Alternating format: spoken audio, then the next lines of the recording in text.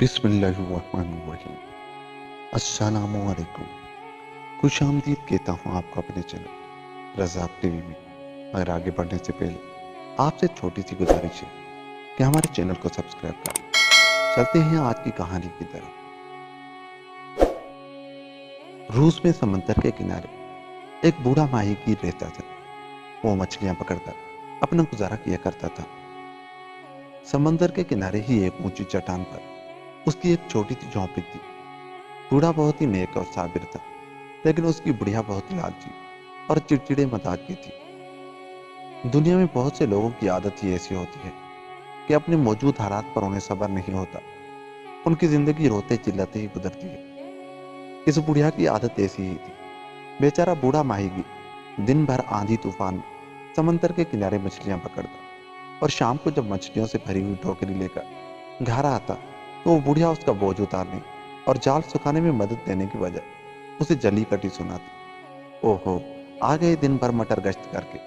मैं तो घर का काम करते करते थक गई और एक तुम हो के सारा दिन समंदर के किनारे बैठे बंसी बजाते रहते हो। बस दिन भर में इतनी ही मछलियां पकड़ी है। मालूम होता है तुम्हें जाल डालना ही नहीं आता। बेचारा बूढ़ा अपनी बुढ़िया की बकबक सुनने का आदी हो गया था। वो उसकी बात को अनसुनी करके खाना खाकर खुदा का शुक्र अदा करता और सो रहता। एक दिन ऐसा हुआ कि उसने समंदर में मछली पकड़ने को जाल डाला, लेकिन कोई भी मछली जाल में नहीं आई। ना उम्मीद होकर जब वो जाल समेटने लगा तो उसे जाल कुछ भारी मालूम हुआ, लेकिन मछली उसमें कोई दिखाई न देती थी। पूरा जाल खींचने के बाद जब उसने उसे खोला तो उसमें से एक प्यारी और खूबसूरत सुनहरी सी मछली निकली। बूढ़े माहीगीर ने उसे उठा लिया और उसकी पीठ पर हाथ फेरने लगा। थोड़ी देर बाद वो सुनहरी मछली होश में आकर बोली, बूढ़े बाबा, तुम मुझे छोड़ दो। मैं समंदर की राजकुमारी हूँ। अगर तुम रहम करके मुझे छोड़ दोगे तो तुम मुझसे जो मांगा करोगे तुम्हें दिया करूंगी। तुम्हारी सब गरीबी दूर कर दूंगी। बूढ़े माहीगीर को नन्ही सुनहरी मछली पर रहम आ गया और उसने उसे समंदर में छोड़ दी। सुनहरी मछली लहरों पर खेलती हुई अपने राजमहल में वापस आ गई। वहां उसकी सहेलियां और बांदियां घबराई हुई उसकी राह देख रही थी। शहजादी बाखैरियत वापस आने पर राजमहल में खूब धूमधाम से जश्न मनाया गया। सब सहेलियों ने मिलकर खूब गीत गाए। वो झूमर बनाकर अटकलियां करती हुई खूब नाची। इधर शाम को जब बूढ़ा माहीगीर खाली हाथ घर पहुंचा तो उसकी बुढ़िया ने उसे बहुत बुरा भला कहा। जब उसके गुस्से का उबाल निकल गया तो बूढ़े ने उसे सुनहरी मछली की बात बताई। बुढ़िया उस वक्त लकड़ी की एक टूटी नांद में कपड़े धो रही थी। उसने चिढ़कर कहा, ओहो, ये तो सब झूठी बातें हैं। मैं तो जब जानूं कि तुम लकड़ी की एक नई नांद ही उससे मांग कर ला दो। दूसरे दिन बूढ़े ने समंदर के किनारे जाकर पुकारा, ए सुनहरी मछली, तुम कहाँ हो?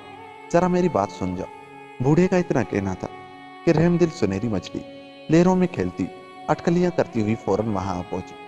उसे देखकर बूढ़ा 3 बार उसके आगे जमीन को छूकर आदाब बजा लाया और बोला, ए समंदर की राजकुमारी, मेरी बुढ़िया को एक लकड़ी की बढ़िया नांद चाहिए। उसकी ख्वाहिश पूरी हो गई। एक एक सुनहरी मछली गायब हो गई। घर आकर बूढ़े ने देखा कि पुरानी नांद की जगह शीशम की लकड़ी की एक बढ़िया नांद रखी हुई है। बूढ़े ने सुनहरी मछली का बार बार शुक्रिया अदा किया, लेकिन वो बेसब्र बुढ़िया उससे खुश न हुई। वो नफरत से बोली, लकड़ी की नांद कौन सी बड़ी चीज है जिसके लिए तुम 10 बार शुक्रिया अदा कर रहे हो? कल तुम जाकर उससे कहना, इस झोपड़ी के बदले हमें एक बढ़िया मकान चाहिए। दूसरे दिन सुबह अंधेरे ही उसने बूढ़े को बगैर कुछ खिलाए पिलाए समंदर के किनारे भेज दी। बेचारे बूढ़े माहीगीर ने वहां आकर फिर पुकारा, इस समंदर की राजकुमारी, तुम कहाँ हो? मेरी बात सुनो। समंदर में लहरें उठी और उन पर पल खाती हुई सुनहरी मछली आ पहुंची। बूढ़े ने अपनी टोपी से 3 बार जमीन को छूकर आदाब बचा लाया और बोला, ए मेरी सुनहरी मछली, मेरी बुढ़िया को इस झोपड़ी में रहने से बहुत तकलीफ होती है। उसे एक अच्छा और पक्का घर चाहिए। उसकी ख्वाहिश पूरी हो गई। एक एक सुनहरी मछली फिर गायब हो गई। घर आकर बूढ़े ने देखा कि टूटी फूटी झोपड़ी की जगह एक बढ़िया मकान खड़ा है। उसमें खाने पीने और रहने के सब साजो सामान हैं। शहर में गाय बंधी है। घर के आसपास मुर्गियां दाना चुग रही है। चारों तरफ अनाज के खेत ले आ रहे हैं। ये सब कुछ देखकर बूढ़ा बुढ़िया से बोला, अब तो हम एक अच्छे खाते पीते किसान की तरह सुख से रहेंगे। भला अब हमें किस बात की कमी है? खैर, बूढ़े ने कुछ दिन तो चैन से बसर किए, लेकिन वो बेसब्र बुढ़िया अपनी मौजूदा हालात से कभी खुश होने वाली न थी। उसे यही पछतावा था तो उस झोपड़ी के बदले एक बड़ी हवेली क्यों न मांग ली। वो सोचने लगी कि एक किसान औरत की तरह मुझे अपना सब काम खुद ही करना पड़ता है। खेतों की देखभाल, गाय की खिदमत, घर का धंधा, ये क्या थोड़ा काम है। किसानों से तो रईस अच्छे, जिन्हें कुछ मेहनत तो नहीं करना पड़ती। इसलिए उसने एक दिन अपने बूढ़े से फिर कहा, मैं मेहनत मजदूरी की इस जिंदगी से तंग आ गई हूँ। अब मैं भी रईसों की बीवियों की तरह शानो शौकत से रहना चाहती हूँ। इसलिए तुम जाकर सुनहरी मछली से कहो कि मुझे हवेली, नौकर चाकर और सुख के सब सामान से माला माल कर दे। ये सुनकर बेचारा बूढ़ा मायागीर फिर समंदर के किनारे आया और हिचकिचाते हुए उसने फिर समंदर की राजकुमारी को पुकारा। इस बार समंदर में ज्यादा ऊंची लहरें उठी और सुनहरी मछली उन पर सवार होकर आई। बूढ़े ने फौरन तीर बार झुककर फिर सलाम किया और बोला, ए मेरी रहमदिल राजकुमारी, मेरी बुढ़िया अब रईसों की तरह सुख और आराम की जिंदगी बसर करना चाहती है। उसकी ख्वाहिश पूरी हो गई। एक एक सुनहरी मछली फिर गायब हो गई। घर आकर बूढ़े ने देखा कि उसके मकान की जगह एक आलीशान बड़ी सी हवेली खड़ी है। उसके कमरे खूब सजे हुए हैं। 8-10 नौकर नौकरानियां बुढ़िया की खिदमत में हाजिर है। कोई उसके बाल संवार रही है, कोई आईना लिए खड़ी है, एक बांधी पोशाक लिए खड़ी है, दूसरे के हाथ में नए जूते हैं। मेज पर तरह तरह के खाने रकाबियों में चुने हुए हैं। तिजोरियों में धन दौलत और जेवर भरे हुए हैं। ये सब देखकर बूढ़े ने सुनहरी मछली का दिल ही दिल में बार बार शुक्रिया अदा किया। लेकिन इस कदर धन दौलत पाकर बुढ़िया का दिमाग 7वें आसमान पर पहुंच गया। वो जरा जरा सी बात पर अपने बूढ़े को जली कटी सुनाने लगती, जैसे इस घर में ये कसर है, ये कमी है, ये चीज नहीं है, वो चीज नहीं है। तुम्हारी सुनहरी मछली को इस बात का ध्यान ही नहीं रहा। वो फिलहाल चीज देनी भूल गई। बेचारा बूढ़ा चुपचाप अपनी बुढ़िया की बकवास सुनता रहा। उसे उसकी बेवकूफ़ी पर तरस भी आता, लेकिन वो कुछ कहकर ज्यादा झगड़ा बढ़ाना नहीं चाहता था। एक दिन बुढ़िया को सैर करने का शौक हुआ। उसने अपने नेक शोहर को घोड़ा गाड़ी जोत कर लाने का हुक्म दिया। बेचारे बूढ़े ने गाड़ी जोत कर दरवाजे के सामने लाकर खड़ी कर दी। उस शरीर बुढ़िया के बैठते ही घोड़े बहुत उचकने लगे, लेकिन नेक बूढ़े की रात संभालने पर वो बेहद हरकत चुपचाप खड़े हो गए। बुढ़िया के हुक्म देने पर बूढ़े ने गाड़ी हाँक दी।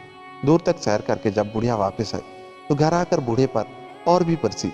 मैं गाड़ी में बैठकर सैर करना पसंद नहीं करती, क्योंकि सड़क पर धूल उड़ती है और जिस तरह लोग रानी को झुक झुक कर सलाम करते हैं, उस तरह लोग मेरे सामने नहीं झुके। मैं ऐसी घटिया जिंदगी पसंद नहीं करती। तुम कल ही जाकर अपनी सुनहरी मछली से कहना कि वो मुझे महारानी बना दे। बेचारा बूढ़ा अपनी बुढ़िया की हठधर्मी से तंग आ गया था। वो सुनहरी मछली को परेशान नहीं करना चाहता था, मगर वहां ना जाने में भी बूढ़े की खैर न थी। उसे मालूम था कि मछली से कुछ मांगे बगैर वापस आने पर बुढ़िया उसे घर में न घुसने देगी। उसने आगा पीछा सोचकर फिर पुकारा, है मेरी सुनहरी राजकुमारी, मेहरबानी करके मेरी बात सुन। इस बार समंदर में बहुत ऊंची ऊंची लहरें उठी। आखिर एक ऊंची लहर पर चढ़कर सुनहरी मछली आई और उसने पूछा, अब तुम्हारी बुढ़िया को और क्या चाहिए। बूढ़े ने डरते डरते अपनी लाची बुढ़िया की ख्वाहिश बता दी। अच्छा जाओ, बुढ़िया की यह ख्वाहिश भी पूरी हो गई। ये कहकर सुनहरी मछली फिर ओझल हो गई। घर आकर बूढ़े ने देखा कि हवेली की जगह एक महल खड़ा है। उसके चारों तरफ ऊंची चार दीवारी है। चार दीवारी के साथ साथ गहरी खाई खुदी हुई है। उस किले में महल के सबसे खूबसूरत हिस्से में बुढ़िया बेशुमार नौकर नौकरानियों में घिरी हुई बैठी है। सर पर ताज पहने हुए है, शाही पोशाक और ताज पहनकर वो बड़ी शान से तख्त पर बैठी हुई है। हर दरवाजे पर बोछा ताने सिपाही पहरे पर खड़े हैं। बूढ़े ने वहां जाकर अदब से बूढ़ी महारानी को झुककर सलाम किया। अब बुढ़िया का सर इतना फिर गया था कि अपने जिस नेक शोहर की बदौलत उसे आज महारानी बनने का शर्फ हासिल हुआ था, उसको अपने सामने देखकर वो बिगड़ने लगी। उसने अपने पहरेदारों से कहा, इस भिख मंगे बूढ़े को धक्के मारकर महल से बाहर निकाल दो। बेचारा बूढ़ा पहरेदारों के धक्के खाकर महल के बाहर आकर थक कर गिर पड़ा। उसकी टोपी पीछे को लुढ़क गई। एक रहमदिल बांदी ने वो टोपी उठाकर चुपके से उसे दी। बेचारा बूढ़ा अब घोड़ों के अस्तबल में रहने लगा। उसे अपनी बुढ़िया के गुरूर पर रह रहकर रंज होता। जब वो सुनता कि बूढ़ी महारानी अपने नौकर नौकरानियों को ठोकरों से उड़ाती है और गलती करने पर हंटर बरसाती है, तो उसे और भी तकलीफ होती। एक दिन रात को समंदर में बहुत तूफान आया। बूढ़ी महारानी उस वक्त सोने जा रही थी। उसे समंदर का गरजना बिल्कुल पसंद न आया। कुछ देर अपने महल की खिड़की में से वो समंदर की उछल कूद देखती रही। फिर उसके दिल में ख्याल आया कि अगर मैं समंदर की रानी बन जाऊं तो समंदर को भी मेरा हुक्म मानना पड़ेगा। फिर वो इस तरह मेरे आगे गरजेगा नहीं। समंदर की रानी बन जाने के बाद मेरा हुक्म सुनहरी मछली पर भी चलेगा। फिर भला मुझसे बढ़कर इस दुनिया में और दूसरा कौन हो सकता है। बस दूसरे ही दिन बुढ़िया ने अपने सिपाहियों को हुक्म दिया कि उस बूढ़े माहीगीर को हाजिर करो। उसके कहने की देर थी कि बेरहम जल्लाद की तरह सिपाहियों ने बेचारे बूढ़े को नंगे सर और नंगे पांव घसीटते हुए उसके सामने ला खड़ा कर दिया। वो नेक दिल बूढ़ा अपने अस्तबल ही में खुश था, क्योंकि वहां वो चैन से तो रहता था। उसकी समझ में नहीं आ रहा था कि अब बूढ़ी महारानी को और किस बात की कमी महसूस हुई है। दुनिया की और कौन सी नेमत ऐसी बाकी है जो उसकी पहुंच से बाहर है। उसे हैरानी हो रही थी कि अब महारानी बनकर भी उसकी कौन सी ख्वाहिश बाकी रह गई है। बूढ़ी महारानी ने बूढ़े को झंझोड़ते हुए कहा, तुम इसी वक्त समंदर के किनारे जाओ और सुनहरी मछली को हुक्म दो कि मेरी महारानी समंदर पर भी हुकूमत करना चाहती है और उसकी ख्वाहिश है कि तुम भी अपनी सुखी सहेलियों के साथ उसकी खिदमत में हाजिर हो। बूढ़े को हैरानी से अपनी तरफ तकते देखकर बुढ़िया महारानी ने डपट कर कहा, जाओ, देख क्या रहे हो, इसी वक्त जाओ, मेरा हुक्म है, तुम्हें जाना ही होगा। बेचारा बूढ़ा दुखी और गमगीन दिल से समंदर के किनारे आया। उस वक्त आसमान पर बादल छाए हुए थे, बिजली कड़क रही थी। बूढ़े ने डरते डरते जैसे ही सुनहरी मछली को पुकारा, समंदर में भारी तूफान उठ खड़ा हुआ। लहरों ने समंदर की सतह को तेहो बाला कर दिया। मूसलाधार पानी बरसने लगा। बूढ़ा उस आंधी तूफान में खड़ा भीग रहा था। थोड़ी देर के बाद भयानक गड़गड़ाहट हुई और काली काली गरजती हुई लहरों पर चढ़कर सुनहरी मछली आ पहुंची। उसने एक राजकुमारी की तरह शान से पूछा, बूढ़े बाबा, अब महारानी बनने के बाद भी क्या तुम्हारी बुढ़िया की कोई ख्वाहिश बाकी रह गई है? बूढ़े ने जमीन पर 3 बार झुककर सलाम करके डरते हुए अपनी बुढ़िया की गरूर भरी ख्वाहिश कह सुनाई। ये सुनकर समंदर गुस्से में आकर गरजने लगा। लहरों ने गड़गड़ाहट की और सुनहरी राजकुमारी तख्त के साथ गायब हो गई। कुछ जवाब न पाकर बूढ़ा चुपचाप महल की जानिब वापस आया तो वहां के बदले हुए रंग ढंग देखकर हैरान रह गया। न वहां महल था, न नौकर, न नौकरानियां। उनकी जगह वही पुरानी झोपड़ी थी और वही टूटी नान। बेसबर बुढ़िया बैठी उसी टूटी नान में कपड़ों पर साबुन लगा रही थी। ये देखकर बूढ़ा माहीगीर एक फलसफी की तरह बोला, बेसबर इंसान दुनिया में कभी सुख नहीं पा सकता, गरूर का सर नीचा होकर ही रहता है। इस तरह बुढ़िया ने अपने बुखल की वजह से सब कुछ गवा दिया और फिर उसी टूटी फूटी झोपड़ी में आ गई।